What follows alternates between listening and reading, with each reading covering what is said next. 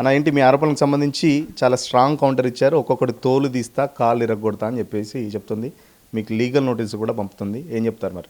Legal notice పంపమానండి, నాకు ఏం problem లేదు.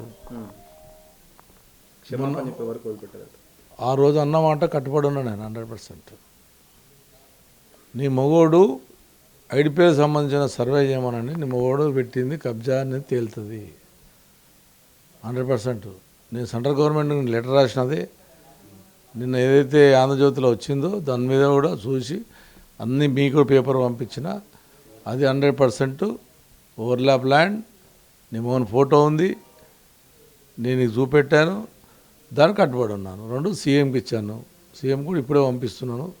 రెవెన్యూ మినిస్టర్ పంపిస్తా, సెంట్రల్ మినిస్టర్ పంపిస్తా, ఈడీకి పంపిస్తా, సిబిఐకి ఇస్తా, అన్ని ప్రతిపక్ష నాయకులకు ఇస్తా, అన్ని విలేకరులకు, మింట్ మీడియాకు, అదేవిధంగా ఎలక్ట్రానిక్ మీడియాలకు ఇస్తున్నాను. అన్నీ తయారు చేసిన అదే ఇప్పుడు మీకు ఇచ్చిన అన్ని ఛానళ్ళకు ఒక 1 day 2 days ఇస్తా.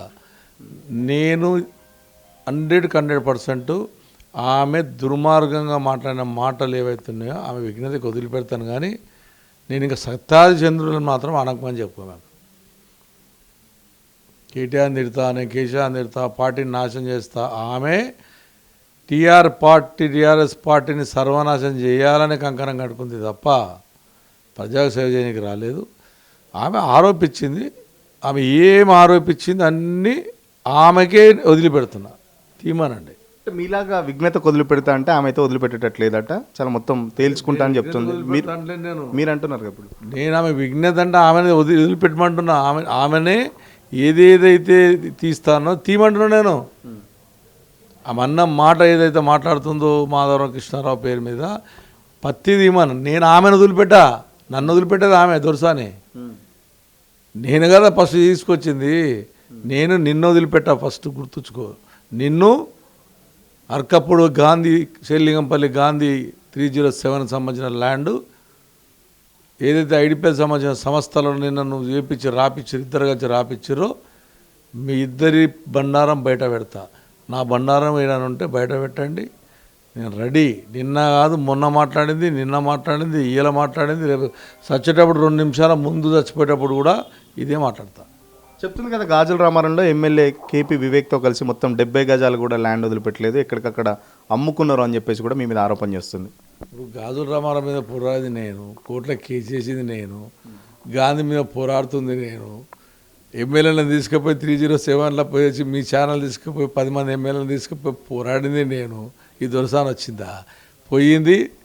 వద్దు వాళ్ళు వచ్చేస్తా, గాంధీ కబ్జా పెట్టిండు, 12 ఎకరాల ల్యాండ్ కబ్జా పెట్టిండు, గాంధీ సంఘం చూస్తా, నిరుపేదలను కాపాడుతా అని వెళ్ళిపోయింది.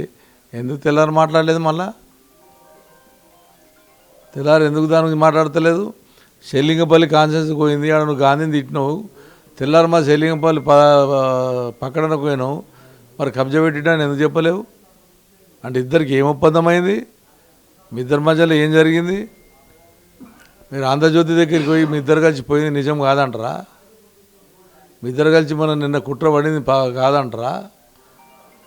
307 పోరాడుతుంది నేను, హైడ్రా కమిషనర్ ఇచ్చింది నేను, కమిషనర్కి ఇచ్చింది నేను, ముఖ్యమంత్రికి ఇచ్చింది నేను, అందరికి ఇచ్చింది నేను, పోరాడింది. ఇంకోటి కోర్టులో కేసు వేసాను నేను ఒక్కరిని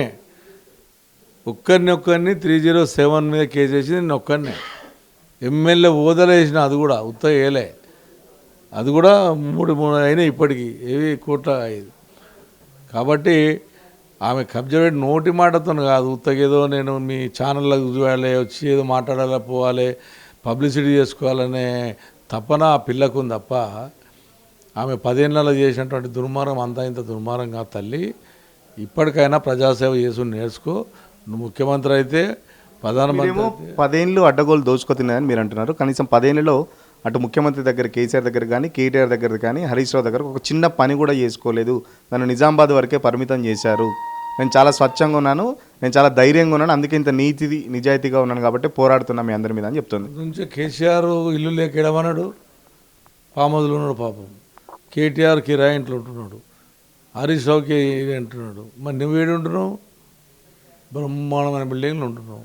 ఎవరు సంపాదించేది తెలియదా? అలా కేటీ రామారావు గారు హైదరాబాద్ నగరాన్ని డెవలప్ చేసిండు. కేసీఆర్ గారు హరీష్ రావు గారు బ్రహ్మాండమైనటువంటి కాళేశ్వరం ప్రాజెక్టు తెచ్చి హైదరాబాద్ నగరానికి మంచినీళ్ళు తెచ్చి 24 గంటల కరెంట్ ఇచ్చిన గొప్ప నాయకుడు కేసీఆర్. కేసీఆర్ కడుపులో పెట్టినా ఉంటే సిగ్గు అనిపిస్తుంది. ఇంకా చెప్పుకుంటే ఇక ఊకే ఈ ఆడపిల్లని నా నోటితో అనిపించకండి అన్న. అన్న మా ఎల్మ జాతిలో ఆడపిల్లలకు ఇంత గలీజుగా మాట్లాడేటోళ్ళు నేను జీవితంలో చూడలేదు. తండ్రిని ఏడిపించిన వాళ్ళు ఎవరు బాగుపడలే. తండ్రిని ఏడిపించి ఏడైనా ఆడపిల్లకు ఒక మంచి సెంటిమెంట్ ఉంటుంది. తల్లి కన్నా తండ్రి మీద ప్రేమ ఉంటుంది ఆడపిల్లకి. కానీ మీరేం చేస్తున్నావు, పొద్దులేసి తండ్రిని బాధ పెడుతున్నావు. అది మానుకో తల్లి. నువ్వు డెవలప్గా ఏదో పార్టీలకు వెళ్ళు, నీ పార్టీ డెవలప్ చేసుకో.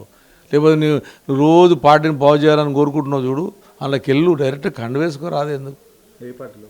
కాంగ్రెస్ పార్టీలో వేసుకో, కండు వేసుకొని ఆ పార్టీలో తిరుగు. ఎందుకు దొంగతనాల, ఎందుకు ఇవన్నీ ఆలోచనలు నీకు? అసలైన తొలి వెలుగు. ఫాలో వాట్సాప్ @తొలి వెలుగు official.